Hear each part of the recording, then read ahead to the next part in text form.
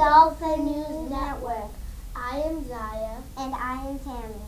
Please stand for the flag salute. Ready, begin. I pledge allegiance to the flag of the United States of America and to the republic for which it stands, one nation, under God, indivisible, with liberty and justice for all. Now our school motto: be safe, live responsibly, understand, respect, and encourage each other. Go Blue Dolphins! You may be seated.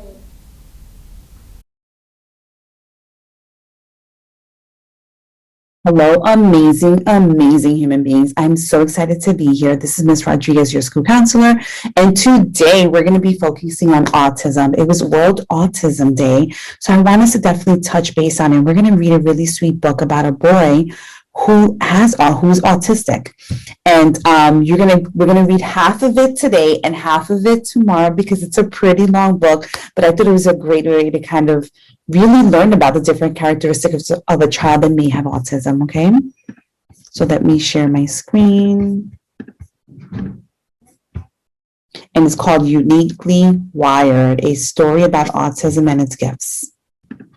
Hi, boys and girls. I hope you're having a great week. Some of you may not know, but today is a very special day, and that day is called Autism Awareness Day. Every year on this day, April 2nd, and for the month of April, we celebrate those who have the gift of autism. So I thought today would be a good day to read with you one of my favorite books about autism. And here it is. It's called Uniquely Wired: A Story About Autism and Its Gifts, written by Julia Cook. I am Zach. I have autism. Some people say I have a disability. I don't see it that way at all. I am uniquely wired. I don't see the world the way most people do. I have an incredible brain, and I have a lot of gifts to share. My memory is amazing when it comes to things I'm interested in.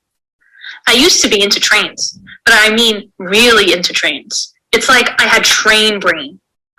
I can tell you anything and everything about trains.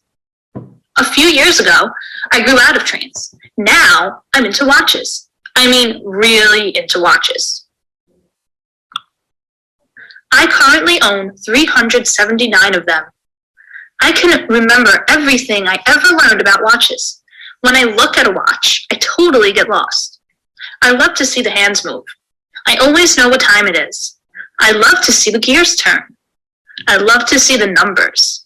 I love to hear my watches tick. I can be with my watches for hours and lose all track of time. Hey, that's funny.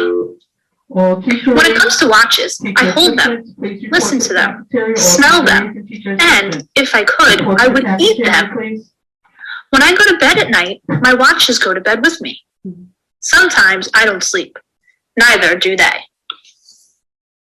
If you ever want to teach me something, try doing it from a watch's point of view. Then I just might understand. Zach, if a watch falls to the ground, it might break. Then it won't be able to move because its insides will be broken. If you don't wear your seatbelt in the car and we get into an accident, your insides might get broken. Then you won't be able to move. You might get tired of listening to me tell you about watches, but I will never get tired of talking about them. It's not fair. How come Zach can take his watches to bed with him, but I can't take my toys to bed with me? Because Zach's watches help him feel comfortable enough to fall asleep.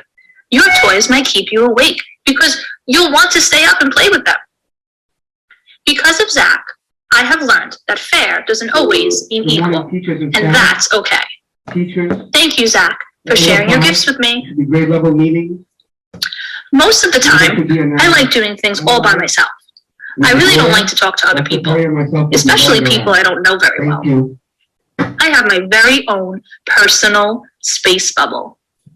I get to decide who I let into my bubble and when. Once in a while, my teachers have to remind me that other people have bubbles too. Oops. I don't like hugs very much. but my mom gives them to me anyway. She says I'm like hugging a prickly pear cactus. Sometimes I hug people at the wrong time. I can't seem to figure out the hug thing. Oh, and you know what else? I hate it when the tags on my clothes scratch my skin. Oh, and another thing, I have a hard time knowing what you were thinking and feeling when I look at you. But that's okay. You can't look at me. You can look at me and learn how I think and feel. And I have a hard time looking at you when you talk to me. When I try to do that, too much information goes into my head all at once, and it makes me feel uncomfortable. That's because you talk with your eyes. I'm not being rude when I look away. I'm just trying to protect myself. I see and hear the world a little bit differently than you do. My eyes and ears are really powerful, like a superhero. Whenever I look at something, I see all of it, all at once, really fast, and I can't stop it. My brain gets flooded. Too much information goes into my head at one time. That's why I have to look away. Sometimes it's easier for me to smell things than it is to look at them. I like to smell just about everything I touch. I'm going to stop it right there because I love this little Zach in his superhero outfit. And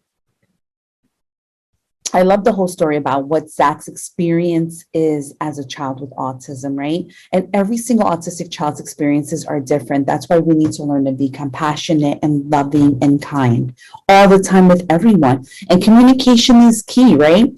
If you want to know about something, ask someone. If somebody makes you feel uncomfortable, then let them know in a way that's kind. Like, hi, listen, I don't appreciate that, or I'm a little uncomfortable, or can you please step away? Because sometimes even social space looks a little different for a child with autism compared to what we're used to.